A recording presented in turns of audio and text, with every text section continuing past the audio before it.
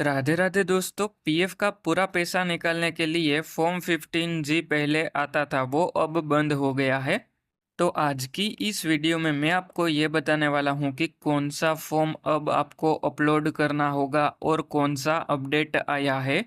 और अगर आपको आपका पूरा पीएफ निकालना है तो किस प्रकार आप निकाल सकते हो, इसके बारे में भी ये वाले वीडियो में मैं आपको बताने वाला हूँ।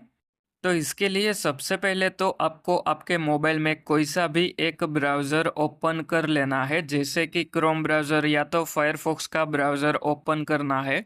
जैसे ही ब्राउज़र ओपन होता है, इसके बाद में epfo.gov.in टाइप करके सर्च करना है। और फिर आपको ये वाली वेबसाइट में नीचे आ जाना है। नीचे आने के बाद आपको विड्रॉ व पीएफ में अप्लाई नाउ पे एक बार क्लिक करना है। तो जैसे ही आप अप्लाई नाउ पे क्लिक करते हो, इसके बाद में आपको आपका 12 digit UAN number salary slip में से देख के एंटर करना है। और अगर आपको यूएएन नंबर पता नहीं है तो आप अपने मोबाइल से पता कर सकते हो।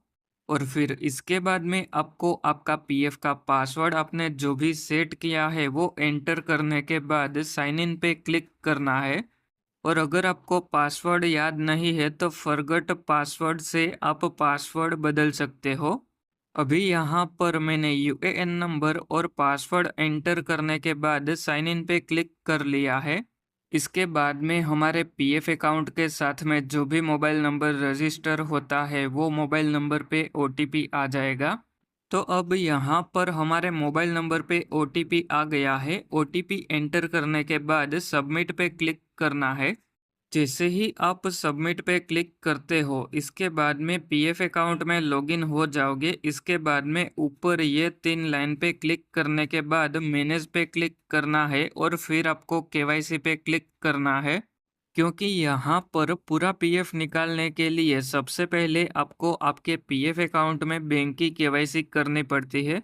और अगर आपको 50,000 से ज़्यादा पीएफ का पैसा निकालना है तो आपको पान कार्ड की केवाईसी करनी पड़ती है। अब इसके बाद में आपको ये 3 लाइन पे क्लिक करने के बाद व्यू पे क्लिक करना है और फिर आपको सर्विस हिस्ट्री पे क्लिक करना है। और फिर दूसरा इम्पोर्टेंट पॉइंट ये है कि अगर आपको आपका पूरा पीएफ निकालना है तो आखिर में जो भी कंपनी में आपने काम किया है वो वाली कंपनी में डेट ऑफ एग्जिट अपडेट करना पड़ता है। अभी हमारा डेट ऑफ एग्जिट अपडेट हो गया है। इसके बाद में यहाँ पर ये 3 लाइन पे क्लिक करना है।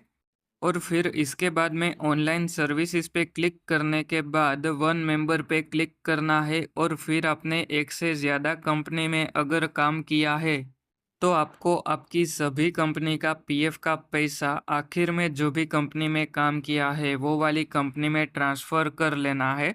अब हमें पूरा पीएफ का पैसा निकालने के लिए क्लेम वाले ऑप्शन पे क्लिक करना है। इसके बाद में हमने जो भी बैंक की केवाईसी पीएफ अकाउंट में की है वो वाली बैंक का बैंक अकाउंट नंबर एंटर करने के बाद वेरीफाई पे क्लिक करना है। इसके बाद में आपको टर्म्स एंड कंडीशन देखने को मिल जाएगी।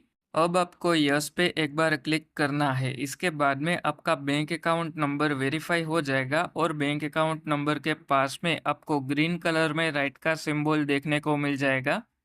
इसके बाद में आपको नीचे प्रोसीड फॉर ऑनलाइन क्लेम पे एक बार क्लिक करना है। इसके बाद में आपको नीचे आ जाना है और फिर आपको सिलेक्ट क्लेम ऑप्शन पे एक बार क्लिक करना है।